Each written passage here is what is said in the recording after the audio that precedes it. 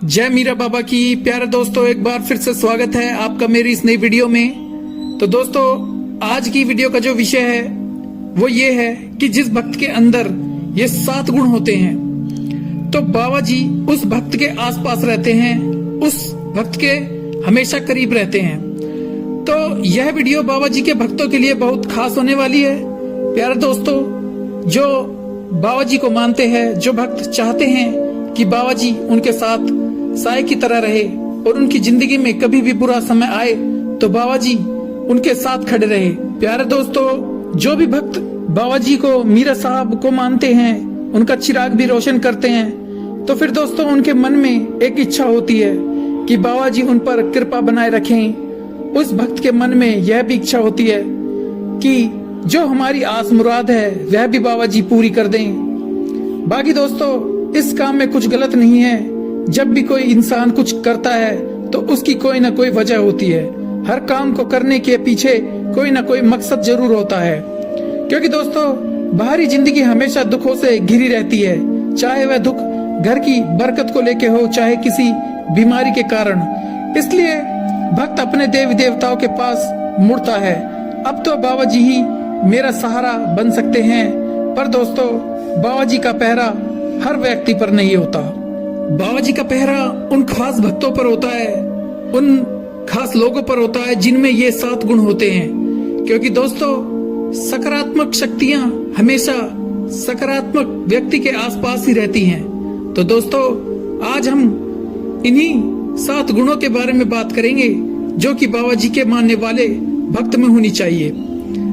अगर दोस्तों इन 7 गुणों में से अगर किसी भक्त में 2 या 3 गुण भी आ जाए तो दोस्तों मान के चलो कि बाबा उस भक्त के आसपास रहना शुरू कर देंगे।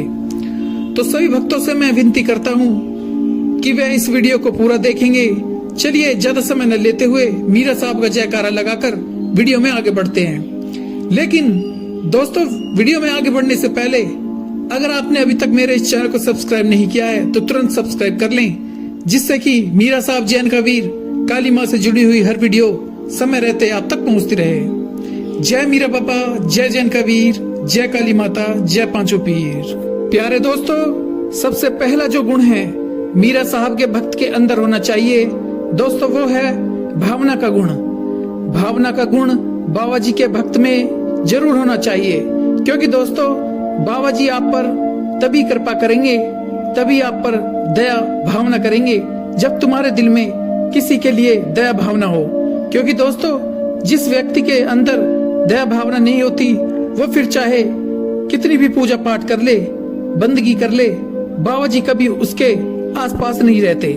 मान लीजिए आप कहीं रास्ते पर जा रहे हैं और रास्ते में कोई बेसहारा आपको मिल जाता है, तड़पता हुआ पशु या पक्षी आपको मिल जाता है।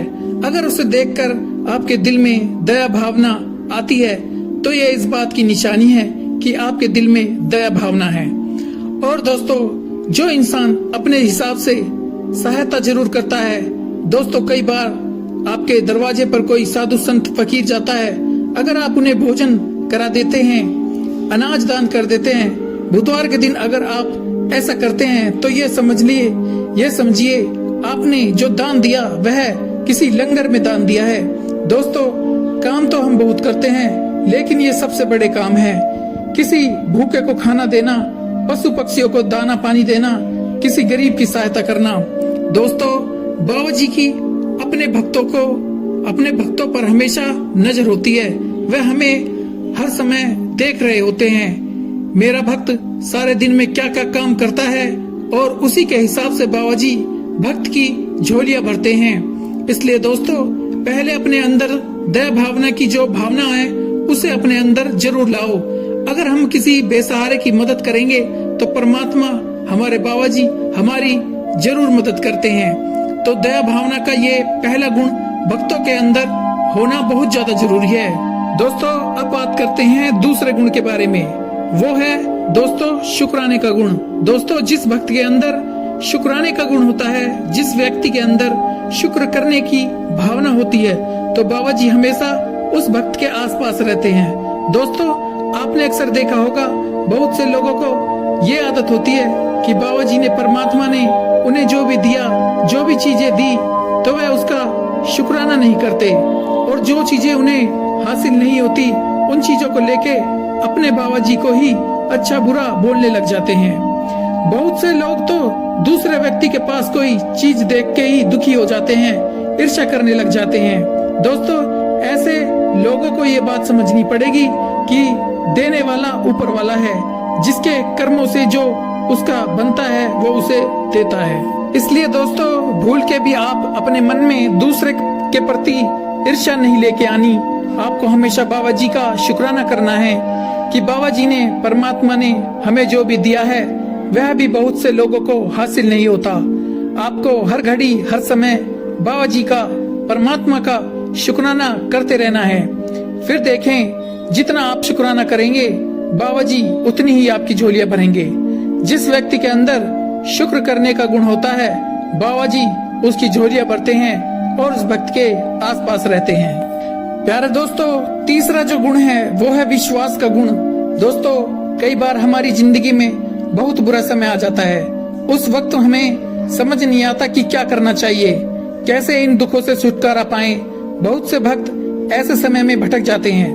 दोस्तों, यही वो समय होता है बाबा जी पर भरोसा करने का, क्योंकि हो सकता है कि बाबा जी आपकी परीक्षा ले रहे हों।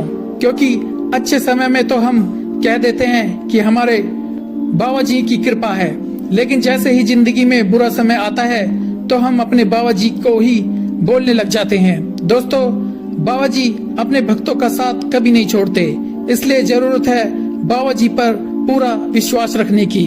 दोस्तों, थोड़ा समय लग सकता है, आपकी जो फरियाद है वो पूरी होने में उसे समय लग सकता है, पर दोस्तों एक न एक दिन तो जरूर बाबा जी आपकी फरियाद सुनेंगे। इसलिए दोस्तों, आप अपने मन में जो भरोसे का गुण है वह जरूर लेके आना है। दोस्तों, अब हम बात करते हैं पांचवें गुण के बारे में। वो है दोस्तों भक्ति का गुण। दोस्तों, ये गुण पूजा बंदगी करने वाले व्यक्ति में जरूर होना चाहिए कि वह अपनी हर सांस में परमात्मा को याद करे। क्योंकि दोस्तों, ऐसे भक्त जिंदगी के सारे काम छोड़ देते हैं और अपने बाबा जी की पूजा पाठ बंदगी करना, उन्हें याद करना नहीं छोड़ते। उनके लिए घर के काम इतने जरूरी नहीं लगते जितना उन्हें परमात्मा को, अपने देवी देवता को याद करना जरूरी होता है।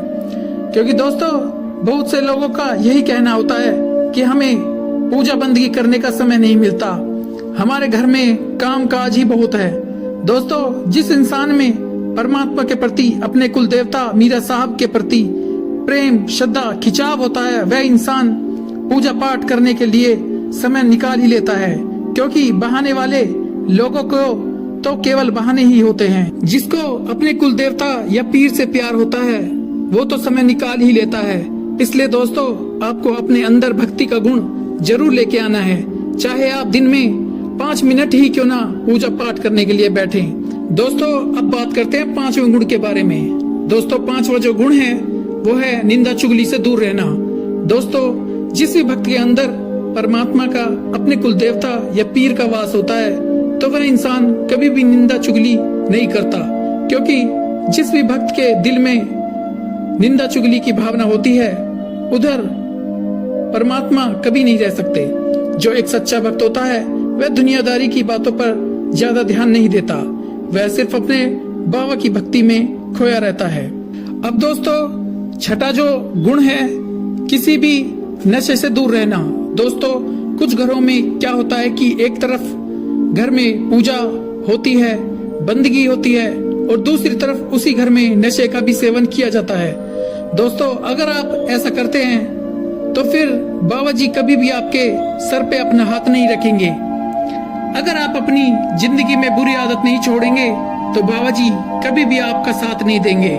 क्योंकि दोस्तों, हमारे बाबा जी बहुत बड़ी और सच्ची, अलौकिक और अजब शक्ति है। जिन घरों में नशे का प्रयोग होता है उन घरों में कभी भी बाबा का वास नहीं होता। इसलिए आपको नशे की आदत तो छोड़नी ही पड़ेगी। अब दोस्तों, सातवां जो गुण है वो है सेवा का गुण। दोस्तों, सेवा का गुण बंदगी के, पूजा पाठ के गुण से भी बड़ा गुण होता है। क्योंकि जो भक्त सेवा करता है, वह चाहे लंगर की सेवा हो, चाहे सफाई की सेवा हो, हमारे दिन वह बदल देती है। सेवा में इतनी शक्ति होती है कि हमारे जिंदगी में चाहे कितने भी दुख लिखे हों, तो फिर वही दुख सुख में बदल जाते हैं। इसलिए दोस्तों, जब भी आप बाबा जी के दरबार पर जाते हैं तो आपको बाबा जी की दर्शन करने के बाद कुछ समय सेवा भी करनी है। वह झाड़ू की सेवा हो सकती है, लंगर की सेवा हो सकती है, किसी भी तरह की सेवा में अपना योगदान जरूर देना है। क्योंकि दोस्तों, अगर आप सेवा करते हैं तो फिर हमारे बाबा जी भी मजबूर हो जाते हैं, फिर उन्हें आपका हाथ पकड़ना ही पड़ता है, हमारे दुख दर्द को उन्हें खत्म करना ही पड़ता है। इसलिए दोस्तों, सेवा का गुण बहुत बड़ा गुण है, आपको अपने अंदर ये गुण जरूर लेके आना है। तो दोस्तों, ये थे वो 7 गुण जो कि हर भक्त के अंदर होने चाहिए। जो भक्त चाहते हैं बाबा जी उनके आसपास रहें, तो ये गुण उनमें जरूर होने चाहिए। प्यारे दोस्तों, अगर ये वीडियो आपको अच्छी लगी हो तो इस वीडियो को लाइक कीजिएगा, शेयर कीजिएगा और मेरे इस चैनल को जरूर सब्सक्राइब जरूर कीजिएगा, जिससे कि मीरा साहब जैन कबीर मकाली से जुड़ी हुई हर वीडियो समय रहते आप तक पहुंचती रहे। मिलते हैं अगली वीडियो में। जय मीरा बाबा, जय जैन कबीर, जय काली माता, जय पांचों पीर।